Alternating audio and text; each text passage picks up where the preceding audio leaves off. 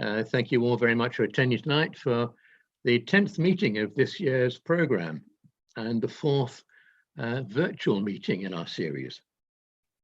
We've got an excellent speaker tonight whose subject reinforces our association with that great mining district of Cleveland that has contributed so much to the wealth of our region, the north of England. And we are, of course, the North of England Institute of Mining Engineers. But first, before Chris starts, we need to attend to the usual business. So could I please ask you, Derek, our Honorary Secretary, for apologies and for your report. Hello. Thank you. Hello, everyone who've just joined us. Basically, we have some apologies. I won't read them out as we don't want to delay the proceedings. The people who did apologise were the people who don't have Zoom facilities. However, these will be recorded in the records when we put them together, so they will be there for posterity. Right, I have to do the minutes of the last meeting, which was this 17th of September. Again, it was a Zoom meeting, and President Smith was in the chair, myself and 15 others on Zoom, plus others on YouTube. And I had apologies for absence. Again, it was a similar people who did it tonight. I read the minutes of the last meeting, which was the 20th of August, and it was Steve Rees and Bruce Cairns was assisting him, and to talk about the geological disposal and during delivering the nation's radioactive waste. These were, I read the minutes of the previous meeting, and these were signed by the chair, and the president introduced Chris Greenwell for his address, A Time of Waste, Sustainable Environmental Geoscience Solutions.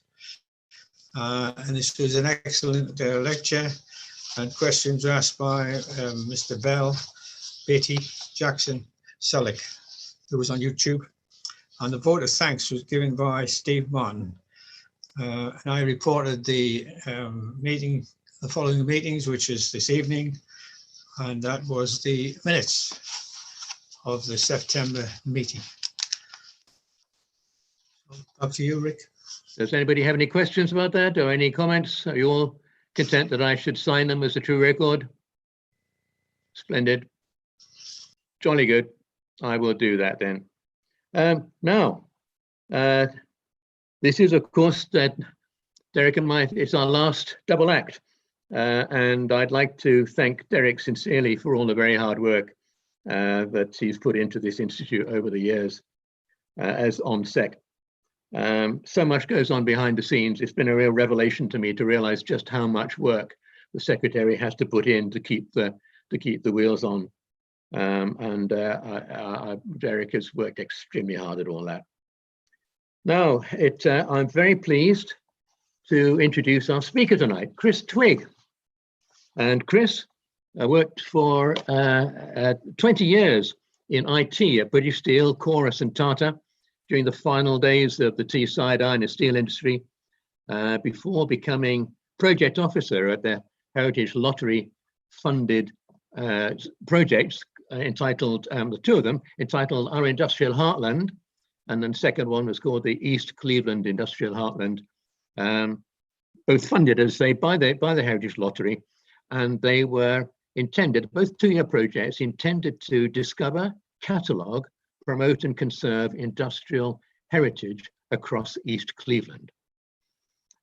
He's been running the Hidden Teesside website for over 10 years, cataloguing the unusual and interesting corners of Cleveland and North Yorkshire Moors. Chris is an active mine explorer and caver with the North York Moors Caving Club and the Cleveland Mining Heritage Society. And he's got many years of experience of Cleveland ironstone mines and North Pennine lead mines, exploration and history thereof. He's got a very strong personal interest in surveying, mapping and 3D modeling mine workings. And he's also on the committee of the Cleveland Industrial Archaeology Society and a trustee of the Cleveland Ironstone Mining Museum. So he truly is an expert on the district and the subject about which he's going to speak. So over to you, Chris, to talk to us now about inland jet mining in the North York Moors. Chris Twigg. Thank you very much, Rick. Hopefully you can all hear me. I'm sure someone will shout up if you can't. Let's just get this slideshow full screen. Okie dokie. I'll just give that a second, and assuming no one shouts up and it's all working, I shall start off. Just let me hide that. Okay, so yeah, hi everyone. Thanks for coming this evening. My name's Chris Twigg, as Rick pointed out, and tonight I'm going to be talking a little bit about inland jet mining in North Yorkshire, because everyone associates jet with Whitby, monkey puzzle trees, Queen Victoria, and a story that everyone thinks they know, a cottage industry with tiny mines in the cliffs around Whitby. But really that's not the full story. And over the last 5 years or so, myself and a lot of friends have done a lot of research into it and found something much larger that's been largely forgotten, with few records, no contemporary mine plans. So we set out to do a lot of exploration and cataloguing of what was still out there today. Okay, so I guess the first question is, what is jet? If you go to Whitby and look in the shops, they will tell you it's fossilized monkey puzzle trees. That's not entirely true. That was something that was disproved as early as 1923 in that paper there by William Marsh Myers, who points out it's well, many conifers. I don't know the Latin names of these things, but it's purely not monkey puzzle trees. But it's something the industry have picked up on as a nice story in Whitby, and will tell you gospel it's only monkey puzzle trees. That's very far from the truth. So what's happened is these planks of wood have been deposited on the seafloor, maybe about 175, 185 million years ago. And if you imagine, as in that picture, they've just been scattered around randomly. So there's no distinct seam of jet. You may search around in the jet shales for weeks and weeks and weeks and not find one. You are looking really for a needle in a haystack. And on the right there, we've got a little bit of the geology of the Cleveland area. So at the very bottom, you've got the main seam ironstone, pecten seam, 2-foot seam. So they're the ones that are being exploited by the ironstone industry in Cleveland. From the 1850s onwards till the 1960s. Immediately above those, you've got these shales, the grey shales and the jet shales. So really, wherever you find ironstone mines, you should be finding jet mines as well. Just for reference, above the jet shales, you have the alum shales, which were also exploited on the coast, on the northeast coast, places like Bowlby and Loftus, as well as down the coast at places such as, forgot the name of the place, Ravenscar, Peak Alum Works, stuff like that. And even higher again, you've got the ironstone at Rosedale, which is the top seam, the Dogger seam, which was exploited elsewhere in the area. So really everything in our area shown in that one diagram. So how is this jet being formed? We believe these logs, which were spread around on the seafloor, have then been subsequently compressed by the deposits above them. So it starts off looking very much like a log and ends up being something which is known as plank jet, which is what the jewellery industry is really very keen on finding. So you've got a 25-foot layer of these jet shales immediately above the ironstone, and a layer called the top jet dogger, which has a reasonably strong roof inside the workings. So this is the point, if we were in person, where I'd be handing around these samples of jet that we've found in our travels. So this is a large lump of cord jet we found discarded in a mine. That's not been prepared or polished in any way, literally just brushed off the mud with a toothbrush. Very clearly looks like a piece of wood, has a distinct grain to it. If we just turn it around, but what you will find is there's a very thin layer of jet on the top of it, and a very thin layer of jet on the bottom of it, and the core of it is still a lump of heavy, almost like ironstone. We do also find lots of impressions of fossils on these. That one's got an ammonite impression on it, which is quite desirable to the jewellery makers. If you can get that sort of thing, they sometimes work into the piece. But that sort of stuff is absolutely useless for making jewellery from, because it's not smooth, it's not flat. You can't get it off the rock. So literally, you find giant lumps like this just discarded in the mines because they were of no use to anyone. Sort of a little bit further down, you get these, something that's going to be halfway to plank jet. It's very clearly got an upper and a lower layer to it still, and it splits very easily into two pieces. So we turn it round. This stuff tends to have a lot of impurities in the middle of it though, and it will tend to form this crazy paved effect on it when it dries out. You can literally hear it cracking as it dries out. It's quite fragile, and it's also pretty used for jewelry. Tends to just fall apart, doesn't create anything very durable. What we're really after though is plank jet, and this is an example we found. It's got some mollusk shells embedded on the surface of it. They almost look like leaves, but I was told by an expert, Sarah Steele, that she named the mollusk instantly the second she saw it. And if we just turn that around, as that snaps off, it instantly has a bright shine that will last for years. You'll find bits that have been snapped off in the 1800s and they still look that shiny. It's extremely light. If I handed it to you, you'd probably think it was a piece of plastic or a piece of glass. Quite warm to the touch. It's just a material people enjoy handling. You can see why it's been attractive for many, many years. And a piece like that, sort of a couple of centimeters thick, is really what the jewellery makers are after to fashion their earrings, necklaces, and everything from. We tend to find large volumes of this thinner material, just little, very, very sharp, very easy to cut your fingers on. If we were having the meeting, I would then hand this around and let you all take a piece home and chance your arm at carving some of the stuff. But what you'll find is you probably end up carving it for 3 or 4 hours, then try to drill a hole in it and watch it smash into a million pieces. So it really is a bit of an art, to learning to carve the jet. So I'll start with a bit of a history lesson. How far back does jet go? At the top there, we have some jet beads that came out of a Neolithic long cairn at Loftus. And they have a very, very striking similarity to some there below found in a dig in the Scottish borders. There isn't any jet in the Scottish borders. The only place it comes from is going to be North Yorkshire. So those buttons have come from here. How they got there, what they were traded for, who knows? But if you look at those things, to me, they look like they could be made in exactly the same place. The designs are virtually identical. So we jump forward a few thousand years to the Bronze Age. Find these wonderful necklaces. Usually the strings holding together are gone, but you find all the pieces. The one at the top there was found in Scotland. The one at the bottom, with very, very similar designs on it, came from the Isle of Man. Again, there is no jet in the Isle of Man or in Scotland. So that, again, is coming from North Yorkshire. Very, very interesting pieces. So we jump forward a little bit again to the Romans. They were very, very keen on jet, and there's some beautiful examples here of things that have been found in York. We've got that gorgon there, found in Walmgate in 1892, with the snakes around her face, like Medusa. I've spoken to Sarah Steele about that one.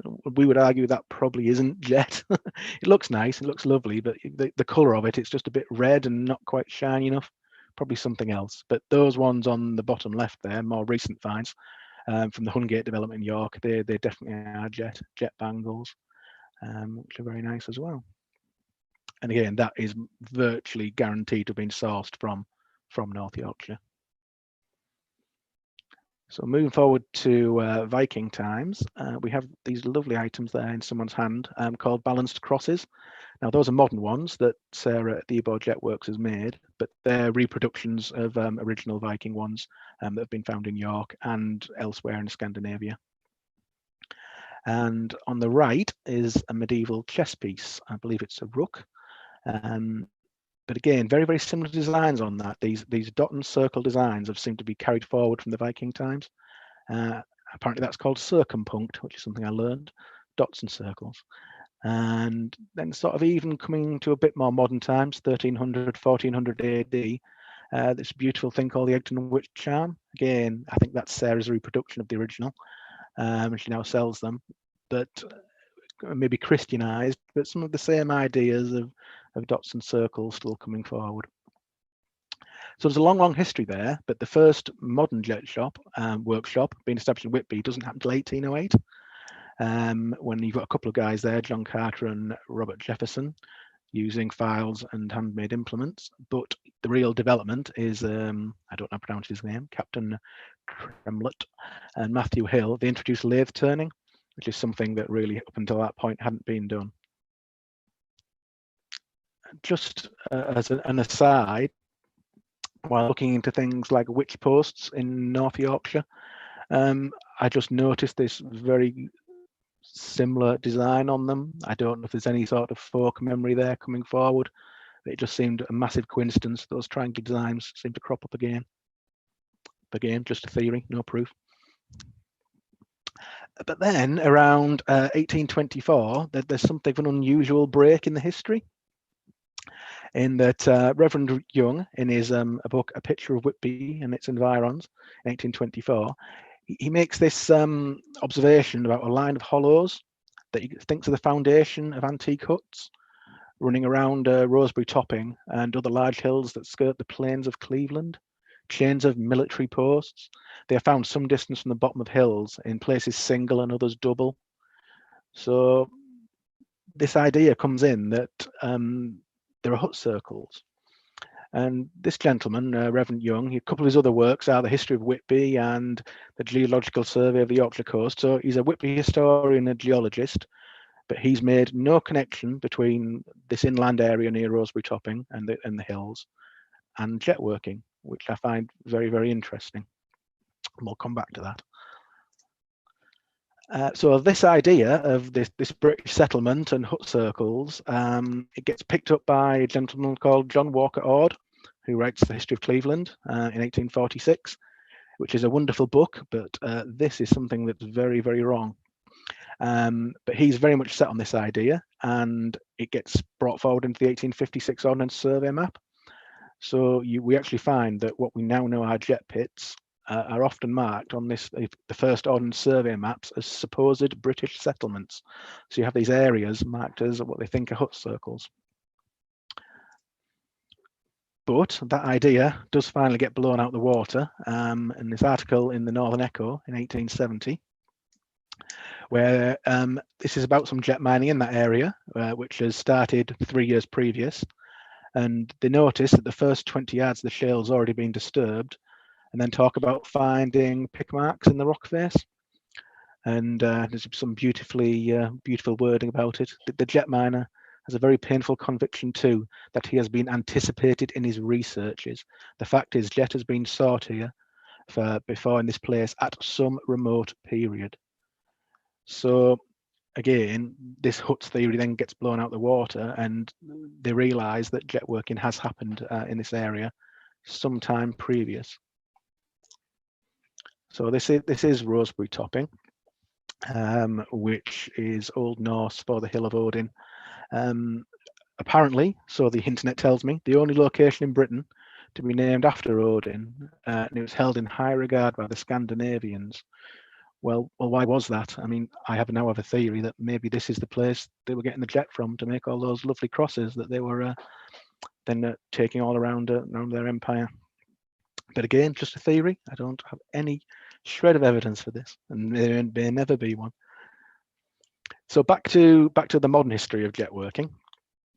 In 1851, there is the Great Exhibition, Industry of All Nations, and there is one gentleman there from Whitby, Mr. Greenbury, and he takes jet necklaces, bracelets, brooches, and candlesticks. And he receives orders from the Queen of Bavaria and the Empress of France. So Queen Victoria is not the trailblazer we were led to believe. She got there much later to the party. And in 1852, there's also the death of the Duke of Wellington. And this is apparently a big trigger for the popularity of mourning jewellery, and that you should wear something to show your respect. So it really isn't Queen Victoria who starts this. But then, of course, in 1861, when Queen Victoria does start it, there's an absolute explosion in jet working in Whitby. She popularises mourning jewellery on the death of Prince Albert, And within 10 years, there are over 200 shops in Whitby employing 1,500 men. But it is something purely driven by fashion, and by the 1880s, the trade was in decline due to the use of soft jet, foreign imports, imitations. It's still to this day very, very hard to spot an imitation. You know, all sorts of glass, plastic, dodgy materials turning up. By 1884, it's down to 300 men. 1921, 40 men. 1936, it was down to 5. And then we believe shortly after that, the last of the original trained jet workers died. There is a break here between all the modern jet workers and all the original ones. There is a break in the line, sadly. So they were producing work like this. This is a chessboard with ammonites inset into it, which is in the Whitby Museum, which is probably the height of the art as you can get. You will not find people in Whitby making things like this anymore. They're much more likely to be charging you an awful lot of money for a little set of earrings. How much it would have cost to buy something like that, I just can't even begin to imagine. So Whitby Jet, we keep talking about Whitby Jet. Where do you find it? Well, we'll ask the Whitby Jet sellers. So go to Hammonds of Whitby's website and they will say it's found in seams of shale between Robin Hood's Bay and Bowlby. Okie dokie, fair enough. So let's ask someone a bit more reputable. Let's ask your fine institute in 1881. Charles Parkin writes a paper called On Jet Mining, and he says the jet mines are situated in North Riding. They are found principally within a few miles of Stokesley at Swainby, Billsdale, Rosedale Abbey. It does mention working in the sea cliffs in the neighbourhood of Whitby, so it's not totally out the window. But it also mentions places like Eston, which again, that link I mentioned to, if you have an ironstone mine, you should also have a jet mine. Operations going for some time at Swainby and Billsdale, we mentioned already. But there is this very distinct mention there of Gilbank Farm at Rosedale, which is very encouraging and has produced jet of a superior quality. So that's something we shall bear in mind for a few moments' time. So go back a little bit further in time, back to 1873, one of the other contemporary accounts of jet mining. And they do make a point there that the cliff workings are now largely abandoned for those of the hillsides of the Cleveland district, about 20 miles inland, again mentioning Billsdale, Broughton, and we'll pop back to the method of working in a while. So this idea that it only happens in the cliffs around Whitby is a bit of a lie. And if you look at that plan there of all the jet mining locations, you'll find there's not a single one anywhere near Whitby. It starts up at Sands End and a bit more down to Robin Hood's Bay, but no jet mines in Whitby.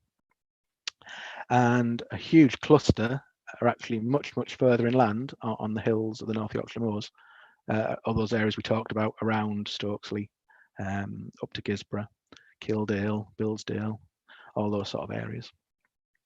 And there's very little overlap with ironstone mining, strangely, even though geologically it should all be in the same place. The only place the two industries really seem to have overlapped at all is in the Gisborough area, which is something we should also return to. So the scale of these workings, Charles Parkin in that 1881 paper, he says they seldom extend beyond 100 yards from the drift mouth. The shale becomes much more difficult to work as operations are extended from the outcrop.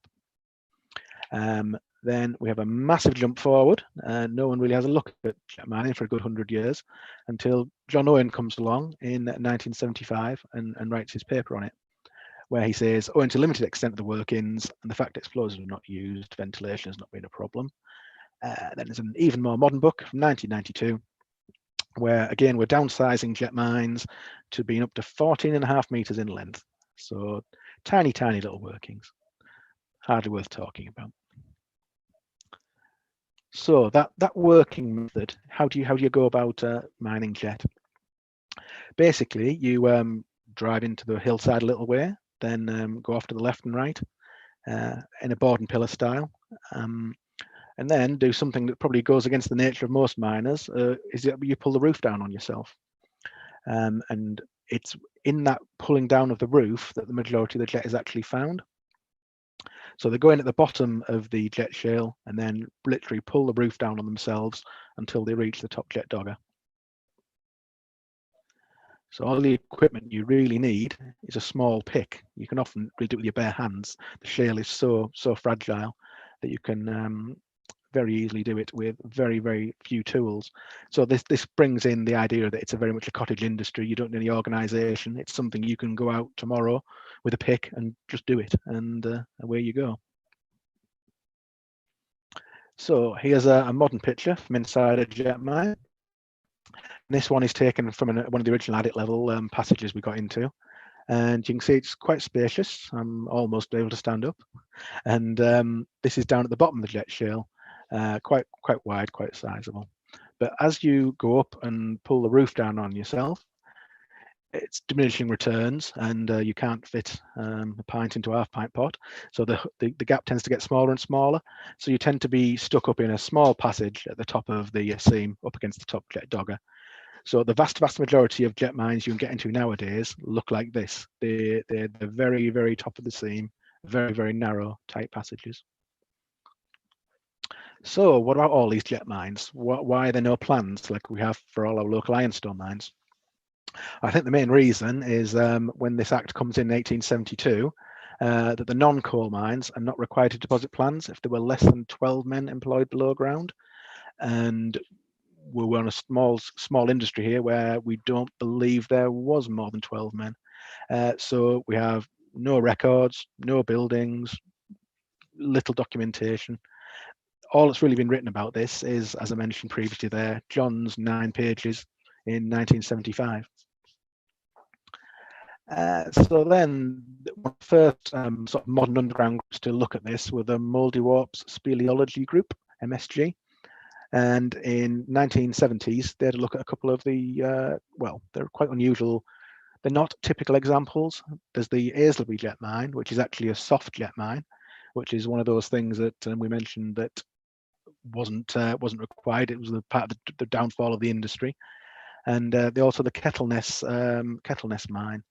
At the time, they thought it was an alum mine. It's immediately below the alum workings, and it's not typical. Because that is one of the chambers. As me showing you, it's all tight and tiny. This one is an absolutely vast chamber. Don't know why that's happened there, but we think it could be something to do with the alum working immediately above has done something to the geology, because that had steeping pits, alum works directly above it. But there is not another jet mine like that one. It is quite unique in its size. So this is more typical. We've now jumped forward to 1995 and the Scarborough Caving Club. And they had an evening's trip in 1995 where they discovered this small amount of board and pillar working. And they said, oh, we'll go back and we'll have a proper look at a later date. And to this date, they've not been back. So that was their little visit to that small jet working. We jump forward another 15 years. Oh, how many years? It was 5 years.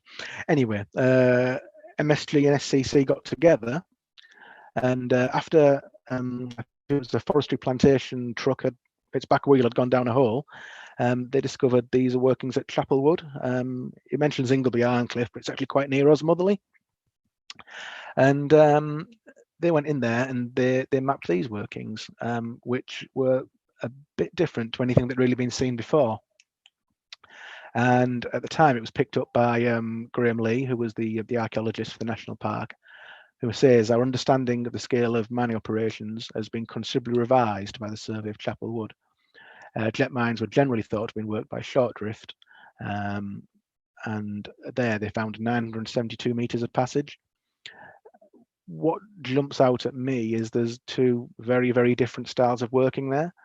You've got the Southern series has very much one look and feel to it, and the Northern series has very much, well, Northern and Central have another look and feel to them. Maybe the top one's a bit more systematic. Maybe someone who's done a bit of ironstone mining in their life and has a bit of an idea of a pattern. The bottom one, they just seem to go in where they fancied. It's virtually random. So they believe that could have been by two sets of miners, or possibly the same sets of miners at different times. Maybe they knew a bit more when they did one, but no dating evidence for what order those came along in. Some pictures there from Chapelwood. That's the original hole now with a metal grate over it where the tractor tire went down. But there are holes all over those woods. You would not want to go wandering in the woods, and you would find yourself down one of them very quickly. And when we scaled that map onto Google Earth, those workings come up very much short of where the tips and original adits are, which are over there in that red circle. So there's a lot more to be found in that area that we're yet to explore, or we were when I first wrote this presentation. So a word of warning. The miners were generally very good at their jobs. There isn't lots and lots of jet lying around in these places. Inherently very unstable due to the shale they're driven in, and maze-like, literally four-way junction after four-way junction after four-way junction that all look the same. So not a place to take lightly. So the first thing you need to do is catch yourself some tame cavers and mine explorers to help you. This is one of my favoured methods. Find somewhere with two entrances, station a gamekeeper at the other and a net at the far side, and catch yourself a caver. So the groups there have been involved with the Cleveland Mine Heritage Society, North Yorkshire Moors Caving Club, York Caving Club, and some of the original MSG guys who had been around in 1975, still around and still interested in the subject. So what we took with us is the Disto X, which is a paperless surveying kit. Very much like the laser pointer an estate agent will use to measure your house, but also measures, has a compass and a clinometer in there to give you a three-dimensional model every time you take a shot. You take a PDA with you so you can see your results in real time, so you know if you've made a mistake, and build it all up. And then when you bring it home, you can visualize your results in 3D with a bit of software that's free called Survex. So you can then see where you've gone and how it all hangs together in 3 dimensions. Sadly, that isn't a jet mine, that's a rather large cave in Russia. So one of the first places we decided to go was that place Mr. Parkin had mentioned in your institute's journal back in 1881, Gilbank Farm. So we have had a look at the maps and thought, well, where on earth is this mine? There's no real sign of it. And after a bit of study, we realised that the tips had actually been washed away by a stream. And these are some pictures from inside. That picture on the bottom right is all that remains of the entrance. You would have thought it was a badger set or something, but because we knew we were looking for something, we persevered and got into the workings. As you can see, they're very, very different. The picture on the top left there, that's some of the workings very close to the surface, very loose shale, but standing height passage. That picture, the top right, is literally no more than maybe 30, 40 meters away, but into the hillside where it's much, much harder rock, very much squared off, flooded. Hard to believe it was the same mine, but very variable. And we started surveying that one and instantly got over 1 kilometre of workings. Again, 2 different styles. So again, we think it would be 2 different time periods, 2 different groups of people. On the left, very square, very regular, much more like Ironstone Mine. Stuff on the right, just again going all over the place. It seemed to just go where the mood take them, just following the earth as they felt fit. Then we got on a tip about another mine in Farndale, and we went there to help the farmer out because apparently his sheep kept wandering into the thing and dying, and we put a door on it for him. But while we were there in one afternoon, we mapped what was accessible, and that one was about 400 meters of passages. It's the bit you can see on the right there. Very, very regular. Feel that one must have been done by ironstone miners. They've followed a very much sort of standard board and pillar pattern on that one, and absolutely full of rabbits, that one. They seem to have found an easy way to not have to bother digging warrens, and all the rabbits decided to live inside that one. Another place that sticks out like a sore thumb on the maps is a place near Faceby called Little Bonnie Cliff and Great Bonnie Cliff. I don't know if there's any significance in the fact they have the word Bonnie in the title, as in Bonnie bits, but I like to think they do. As you can see on that map, just a huge extent of workings along that hillside. And we think these fall into the category that John came up with of being very shallow, and that they don't really penetrate very far. So a small penetration at the hillside, small shale heap.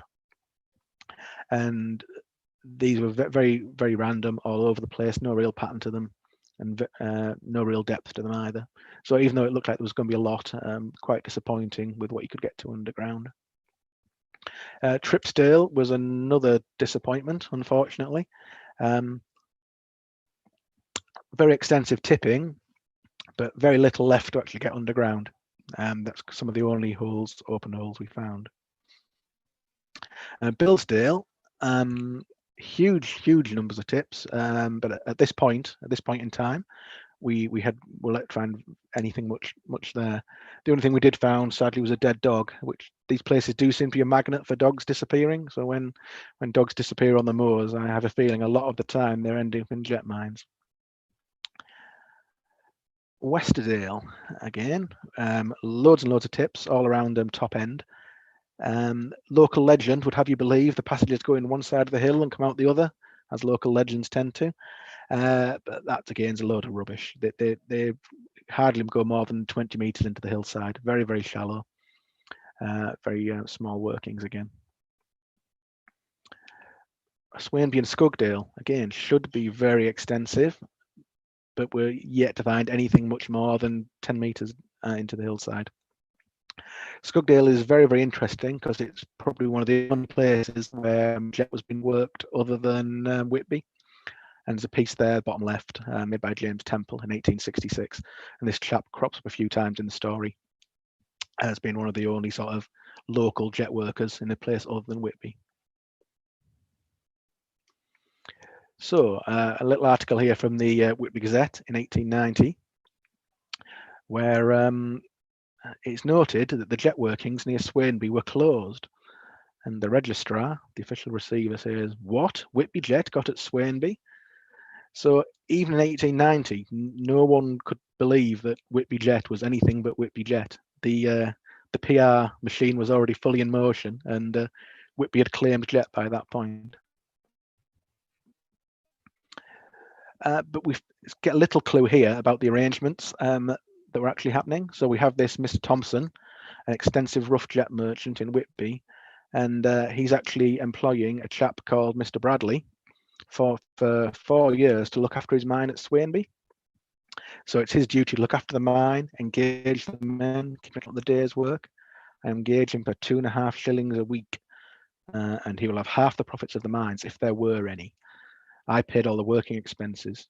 I was in the habit of going to Swainby every 4 weeks on a Friday. Unfortunately, Mr. Bradley's been embezzling all the cash. But that's one of the only clues we have to the arrangements that were made. So this jet merchant is going once a month to collect his jet from Mr. Bradley over there in Swainby. So Gisborough, Hutton Low Cross area, Bullventure Gill. Right, but this is the same area that we were referring to around Rosebery Topping, where we have those hut circles. So bear that in mind. This is the same area. When we started here, the first place we looked was the area to the east of Bullventure Gill, and this was all very random. You had little passages going off all over the place. No real pattern to it. People seemed to go wherever the mood took them. We apologise to the gentleman not wearing his helmet there. This was a long time ago. And again, nice little standing height working, but all very, very small. As everyone tells you, it's going to go 20 yards into the hillside, and that's going to be a lot. On the west, something a little bit different happened. The workings here appear to be very, very much more systematically done. That one at the top, if you had told me that was an ironstone mine, I would have believed you. The one at the bottom is a little bit more unusual, but the top one just looks like an ironstone mine. That one is also very, very unusual in that they haven't mined it like all the other jet mines. They've basically extracted the jet shale to its full height, So they didn't it wasn't backfilled. So basically you've got the full jet shale exposure for the full height, and there's also roof supports in place. I've never seen another roof support in a jet mine anywhere. To me, that is that is ironstone miners bringing their knowledge and thoughts about mining into a jet mine. It's unique in that there's only one like that. So this may be one of the few crossovers we see between ironstone miners and jet miners working in the same place at the same time. So there's just all of the Bull Venture Guild surveys overlaid onto the same plan. And if we pop that on LiDAR, I don't know if you're all familiar with LiDAR, maybe you are, maybe you aren't, but basically that shows us the landscape underneath what is now a forested area. Let's just pick out all the lumps and bumps. Something that's quite noticeable is these sort of rows of holes in front of the workings. The workings aren't underneath them, these are in front of the workings. And this seems to fit very, very closely with these descriptions of sets of 2 rows of pits. So I believe these are some of the very, very early workings that they were talking about from that time unknown, time before that the later jet workers, rediscovered in the 1870s and found out people had been there before them. So we'll move to Hanging Stone, and Hanging Stone is the game changer. This is the Hanging Stone. If you've never visited it, stands above Gisborough, has a fantastic view from the top. Its proper name is actually Ryston Nab, but everyone knows it as the Hanging Stone. So the Hanging Stone is at the centre of the supposed British settlement. So that line of pits, pre-1824 pits, is around Hanging Stone. So in June 2015, I paid my first visit to this place. And that evening, we surveyed 820 metres of passage. It was all very, very regular, and it closed down and closed down and closed down to a single unworked passage with nothing really developed. But all of a sudden, we squeezed up there into a second mine, a totally different mine. And on the second trip that followed very shortly afterwards, we got up to 1.7 kilometres of passage. Followed the front edge and found another way out, then went the other way and found again another way out and a pipe. So very, very quickly found 3 entrances to it, number of blocked adits. That picture at the bottom that I showed earlier, that was taken in one of the original adit levels. And at this point, the dog we had with us, Daisy, she attempted the first through trip since the 1870s from one of the other exits, which had a pipe into it. Then one of our colleagues tried to do the same and sadly failed and got himself jammed in the pipe. So here we've jumped forward to survey trip 4, by which point we're up to 2.7 kilometres of passage. Again, at this point we pushed further to the south and found another entrance via a shaft, which is probably more likely a collapse because we don't think they actually had any ventilation shafts. It really just was where a stream had worked its way into the workings. Survey trip 5, up to 3.3 kilometres. At this point, we were sort of pushing the southwest wall just really to see how far we could get. And we're starting to see hints that it was closing down and we were getting to the end of the workings. We got a little bit worried about bad air by this point because we were a long way in and returned with a gas meter. Survey trip 8, up into 2016 now, it was up to 4.2 kilometres. That picture there shows some very interesting geology we found, which was a series of sort of clay nodules in the roof, and those are squishy. You stick your hand in there and the clay comes out. Sometimes have some crystals in the middle of them. I think Steve Lavera might be on this call. I'm not sure he knows a lot more about them than I do.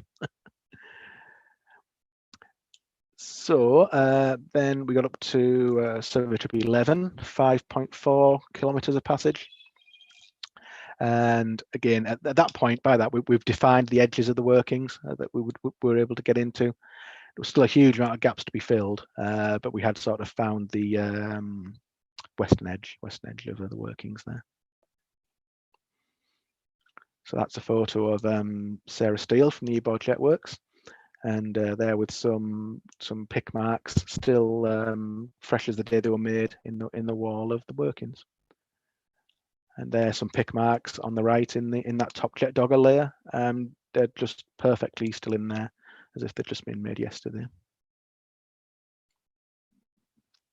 So I would remind you that in 1992, Macmillan said that the tunnels sometimes go up to 14.5 meters. In the end, we got that to 7 kilometers. But to give everyone their due, Mr. Parkin, he said you were never more than 100 yards from the outcrop, and that is true. Even at that deepest part on the far southwest there, you're never more than 100 yards into the hill, because as you go in, it becomes successively harder, and it gets to the point where you can't use a pick on it. It's absolutely rock hard, and you would have to move to explosives, I guess, and they never did. So again, that was 2 years of work, 20 trips, and 7 kilometers of workings. And what we were able to then do with that is pick up the GPS fixes, because we then knew we had 4 entrances by that point, and produce a 3D model of it all and how it stands within the hillside. When you look at it, it's now that's now all been deforested, so you get a much better view of it now. But when those aerial photos were taken, there wasn't a forest. I may be able to share that at a later date. I'll send it through after the talk. But we have a 3D model of that you can actually view online and spin it around and have a look at it yourself in 3D. So, who were these Hutton jet miners? So we're very, very fortunate that this peak of jet mining in the area happens to coincide with the census. 1871, we have a gentleman living in Hutton, which is just 2 rows of houses, and he has 12 people working for him, a jet miner employing 12 workers. So I did a little bit of genealogy on the gentleman. He was actually born in Tynemouth, but then by 1841, he's living in Kettleness with his parents. His father's actually a farmer, but virtually at this point in time, everyone else in Kettleness is an alum worker. So as a child, he's going to have been exposed to one of those sites that jet was being worked on. So it's in his mind already. Let's say he knows what jet is from a young age. By 1851, he's an ironstone miner. He's working some of the early mines on Eskdale side, so that's down near Gromont. But then he starts moving into the main sort of Cleveland ironstone district. His first son is born 1852 in Loftus, the Loftus ironstone mine. By 1856, he's over in Gisborough. Again, got a huge amount of happening in Gisborough around that time. And that's around the time that the mines are coming into Hutton Low Cross in that area. So fortunately, on the 1861 census, he's listed as a foreman at an iron mine. And really, that can only be the Hutton Low Cross iron mine, which is the one the landowner, Mr. Pease, had himself opened in that area. And this was quite a short-lived ironstone mine, which is something interesting we'll come back to very shortly. And in 1871, he is that jet miner. He is the man running the jet mine. So we have to assume, yeah, he's made his millions and he's going to retire a rich man. But strangely, by 1881, he's back lodging a lodger in Child Street in Broughton, and he's working as a mine storekeeper. So whoever made a lot of money out of this, it certainly wasn't Mr. Buick. And by 1886, sadly, he has passed away. So I said there were very few records. This is one of the only records we really have of contemporary record of jet mining. And in 1868, Mr. Buick is caught mining jet without a license and declares he's found 65 stone of jet. At the prices we have for that time, that would have been worth between £13,000 and £63,000. So he then sends Mr. Whitwell Pease a cheque for £10. So in my eyes, he got off extremely lightly if he really had found that much jet. Around this time, Mr. Snowden of Whitby, he's trying to get in on the act as well. He's trying to get in on the area, but Pease refuses him a license. So we don't know if Pease saw something in the man. Maybe he was a Quaker as well. We know how they like to employ fellow Quakers. But he gives him, even though he's been doing it illegally, he gives him the license exclusively for this area, it would appear. And he then grants him £25 per half year, so £2,500, not an insignificant amount of money. But by late 1869, his workers are not happy, and they write a letter to Mr. Pease. They're trying to get a bit of land of their own, and they state at that point he had 17 men working, so he's got a good few people on there. And they give a little clue as to how his mine worked, in that they say Buick takes a third of the value of their jet, and they can't survive on that amount of money. They only want to pay him a quarter of the value. This is like one of the only contemporary references we have to how the miners were doing it. There doesn't seem to have been a standard way. Some people seem to have been employed, like the other chap at Swainby. These guys seem to be more like working on piecework and getting paid a third of the value of the jet. So then by 1871, we had him on the census, down to 12 men. And by 1872, this is the last details of any lease being granted. Mr. Pease is worried about the condition of his estate and doesn't grant him any further licenses. So only 4 years. Here's an old postcard of Hutton Village. That's all of it. That's the entire village. So all the jet miners lived there, and those things at the very, very top right are the tips from the jet mine. So it asks the question, was that 7-kilometre jet mine dug by 12 to 17 men in 4 years? So who were those men? I had a little look at them all and tracked a few of them down, and they're a very, very varied bunch. You've got people who have been ironstone labourers, but then end up being greengrocers. You've got quarrymen, railway labourers, railway porters, agricultural labourers. They don't seem like a group of men who are lifelong ironstone miners or miners of any sort. They seem to be in a group of people who've had a short-term involvement at the height of jet mania. They've gone and tried to make their millions, but it would appear no one made the millions because everyone ends up being traction engine drivers, railway porters. And Mr. Buick ends up back in the stores at Broughton. But that doesn't seem to be the case everywhere. What I've discovered, again looking more back at census data, is that the long-term jet mining families are based elsewhere.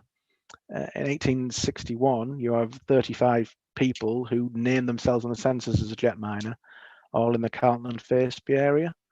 At peak jet, 1871, you've got 165 guys, all in that same area: Carlton, Faceby, Osmotherley, Swainby, Bilsdale. Then again, by 1881, it's completely collapsed. You're back down to 30, but in that same area, Swainby, Osmotherley. A few of them crop up because it seems that what jet miners enjoy doing is going to the Jet Miners, which is still a pub in Great Broughton, and getting very, very drunk. And at the top there, we have Thomas Bradley a couple of times getting arrested and getting drunk. And that's the same chap who's been embezzling the money from the other jet mine. So we know what he did with the money. He basically went down the Jet Miners and spent it all on beer. So that used to be the end until winter 2018, when this hole opened up again after some forestry work in Gisborough. So, well, better have a look at this. It probably won't be very big, will it? Because we all know jet mines are only 14 meters long. And we dropped into this again. It was a lovely sign because it's the lower level, adit level type stuff, big wide passages. And then we found an artifact. Now, you may be wondering, with all these pictures, where are all the artifacts? Where's all the stuff, the newspapers, the pipes, the equipment? That is the only thing we have found in a jet mine left over, apart from one spade handle, one nail. We think the main reason is really because they're pulling the roof down on themselves constantly. So if you did leave anything lying around, a bottle, it's probably buried under 25 foot of shale. So that is the one artifact we are currently found inside a jet mine. So 7 trips later, there was 4 kilometers workings behind that. And very, very little evidence on the surface for that one. Just a couple of big tips, but no real clues it was going to be that big. It just kept going and going and going and going and going. And it became clear that this is the one that we believe was being worked on Mr. Buick. A plan did turn up from 1872 when Mr. Pease sort of gets the lease, stops giving the lease, and he gets the Crown lease for it. And it names this area. So I'm now fairly sure that that 4 kilometer one is the one dug between 1868 and 1872. But it begs the much bigger question, who dug the 7 kilometer one? Don't know. It could be the same guys. It seems like an awful lot of work to me for a small number of men, but I don't know. That same area at the top of the hill we were just looking at there, it crops up on a 1933 abandonment plan for an ironstone mine, for the nearby Belmont ironstone mine, where it looks as if they've holed into this earlier 1852-1867 mine. Oddly, it says the extent of the old workings is not known. They're just showing a passage to this shaft of depth unknown. Why Bowman Long, the biggest company at the time, didn't have that plan, I will never know, but we now have a plan for that place, which is an 1855 plan of the same bit of workings. And putting those two together, what that revealed to us was that unknown shaft of unknown depth potentially gives you access to hundreds and hundreds of miles of Hutton and Belmont ironstone mines. And we thought, well, that's fantastic, isn't it? But it's under a huge slab of concrete, so we'll never be able to look at it. But hang on, won't that shaft have gone directly through the jet mine we just surveyed? And we overlaid these plans and thought, well, hang on, maybe we're not as good at surveying as we thought, because we never saw any shafts in there down to the ironstone mine. But then when we zoomed in on it and looked at it, it did actually just touch the very, very edge of one passage. And that passage does look like it's at a very slightly different angle to the general trend of all the others. And that mine just happens to be the one that Mr. Buick was the foreman at. So I think that mine went in later. Well, we know it must have gone in later. And he knew that shaft was there and he avoided it. And we went back to that very point where that corner touches the passage, had a very, very close look at it. And there's about a 2-inch crack in the wall and you can see through into the shaft. So that's maybe something for the future. So the future project is that there is the 2 sets of workings. You've got Hanging Stone there on the left. That's the 7 kilometer working. You've got Boldventure Gill out on the far right. That's the 4 kilometer working. There's a huge lump in the middle there where I don't believe for a second there isn't possibly a jet mine of equal size. We'll just get to find it, just really waiting for a hole to open up to get in there. Because again, this is that area, that pre-1824 area that's marked as supposed British settlement. And just a few last things. We did go back towards Motherley, where we thought there'd be more to find. And indeed there was. We pushed through into some areas where the previous surveyors hadn't got, and there was indeed a lot more passage that we're yet to survey, yet to get back to.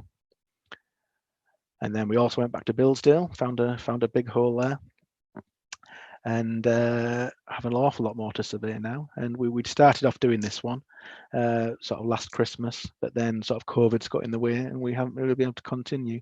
But that was a result of 2 trips. The top right was just sort of seeing how deep we could go. The bottom left, we just tried to follow the front edge of the mine. And again, that's just going and going and going and going. That's going to be at least a couple of kilometers, possibly more. We just not found the edge of that one yet. So thank you very much. And that is Daisy, our jet finding dog, with a huge haul of jet there. Don't tell the landowner. We don't have to pay him pay his royalties. Thank you very much, Chris. That was absolutely fascinating. I'm now going to open the floor to questions. So if you're joining us on Zoom, if you could raise your hand either physically or virtually, put a reaction on the presentation or post in the group chat, and I will unmute you to ask a question. If you're joining us from YouTube, please do post your question directly in the live chat and I'll pass those on to Chris. So does anybody have any questions to start with? We've got one from Ian McIntosh. I'll just ask you to unmute Ian. Hi, Chris. I found that really interesting. I'm just a bit intrigued about when you mentioned about bad air and taking some gas testing equipment down, because you are quite away from your entrance.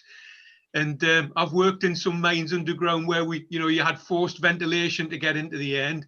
And I just wonder what precautions you're taking about the oxygen in there and whether there is any gas at all or if there's any risk of gas. We took the 4 gas meter down there and it was absolutely fine. We think in retrospect what it probably was the fact we'd probably crawled on our hands and knees for a kilometre to get there. But we've taken the gas meter on numerous occasions and it's never shown up any issues whatsoever, because you're never really more than 100 metres in, no matter how far you go around the hillside. And it did emerge at a later date that probably not far from where we were, there was another way out into the hillside. So really, it's never given us any problems. But we do take precautions. We take the gas meter anywhere new we go until we're fairly sure there's no issues there. But as yet, no problems. Okay, thanks very much. Ironstone mines, of course, will be a very different kettle of fish. Thank you very much. Are there any other questions from Zoom members? We've got one from Bill Bell. I've just asked you to unmute Bill.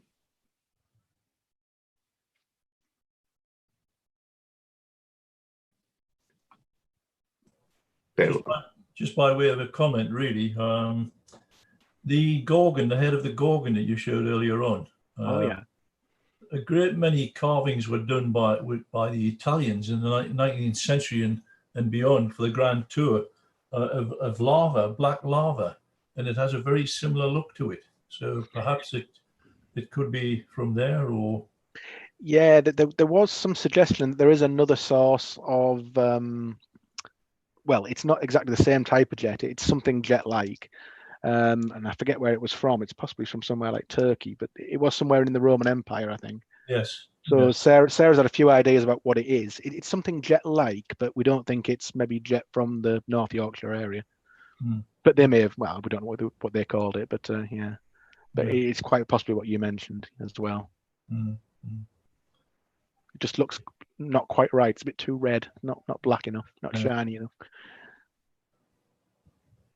But there's an awful lot of things in the Jorvik Museum as well that they claim are jet, and Sarah's fairly sure they aren't.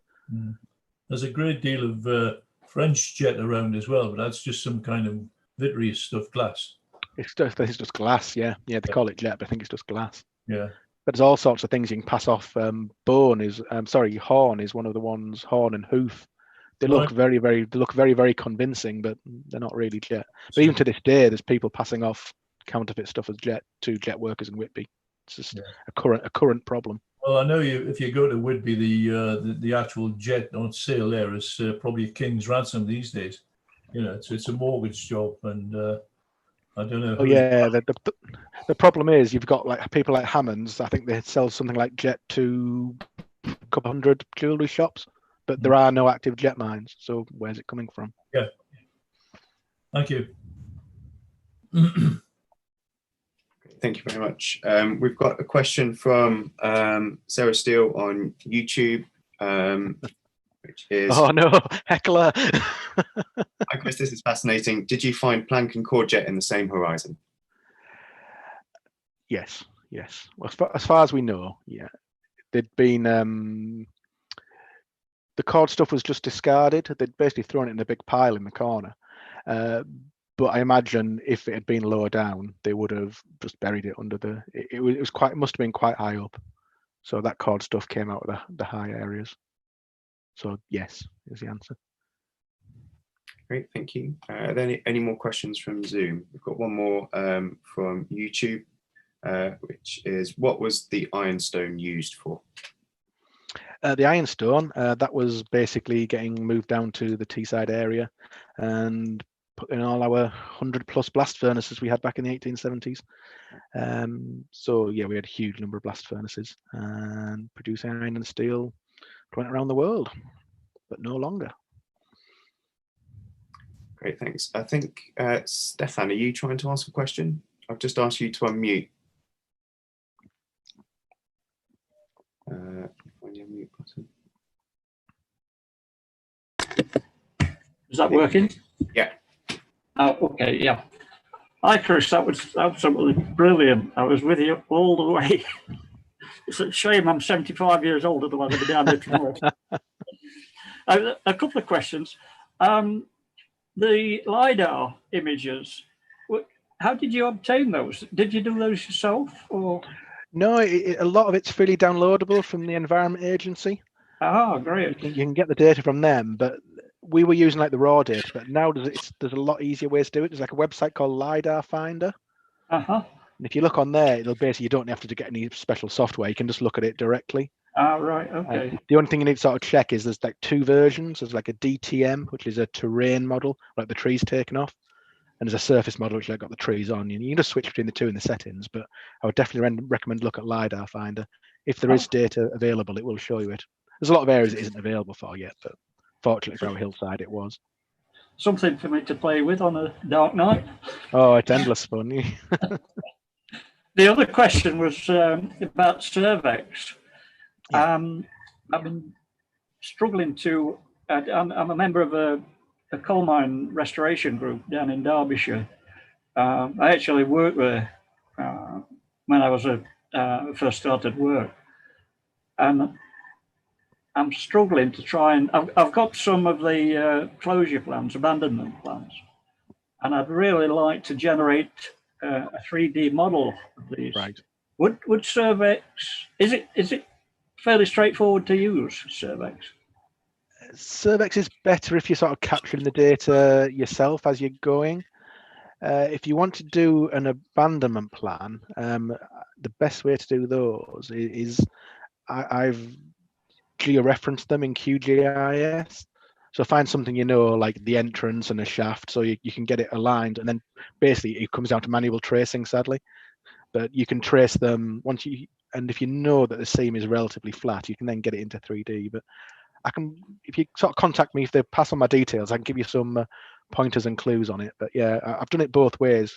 We tend to use Cervex to capture the mines we're looking in now, and georeferencing and plotting to get the off the abandonment plans. Ah, right, okay. But I guess if one of these guys passes on my details, and we can email me, I can give you some examples and some pointers if you're struggling with it a little. Yeah, that would be great. Thanks very much. No problem. Okay. Great, thank you much. Very much. Are there any more questions from Zoom? There are no more coming through on YouTube, but there are a few more comments from Sarah Steele. Oh no, she's gonna tell me everything I said that was wrong now. Just the Roman jet is Asturian in Spanish, apparently. And that the jet outcrops on Skye and Mull, possibly in the Scottish borders as well. I didn't know that. I'll have to revise. We'll have to invite Sarah to back down to our new mine in Billsdale, so you can take a look at that one. That's very interesting. It's got some stuff we've never seen before, like workings at 2 different heights and drainage levels. It's very interesting. Get in touch, Sarah. Right, I'm going to pass over to Rick now. Oh, Chris, thanks. That was an absolutely fascinating talk, and thank you for entertaining us, and thanks to everybody who's asked questions. I'd like to call on David Granger, please, to give the vote of thanks to Chris on behalf of the Institute. David. Am I on? Yes, you are. I can't see myself, but never mind. Yes, I can. Right, Mr. President, members and guests, it gives me great pleasure to thank Chris for this most excellent talk. It's been fascinating, and I think it's punctured a few myths, actually, certainly in my eyes. First of all, although we all are told, of course, that jet is the fossilized remains of monkey puzzle trees, that is not true. Not necessarily, of course, some will be, but contrary to popular opinion, that's not always the case. Secondly, Whitby jet, in inverted commas, is an artifact of good PR, because as we found out, most of the mining for jet has been done inland in North Yorkshire. So although it's been cut in Whitby, the jet itself rarely comes from the town itself. And thirdly, we've all been told that Queen Victoria was the first royal to popularize jet. And now we found out that it wasn't. It was, I can't remember the exact names, but it was all other European royals who first popularized it. But I must say that, of course, it was the death of Prince Albert that brought it to the fore when Queen Vic went in the morning, as did the rest of the country, and jet became extremely popular.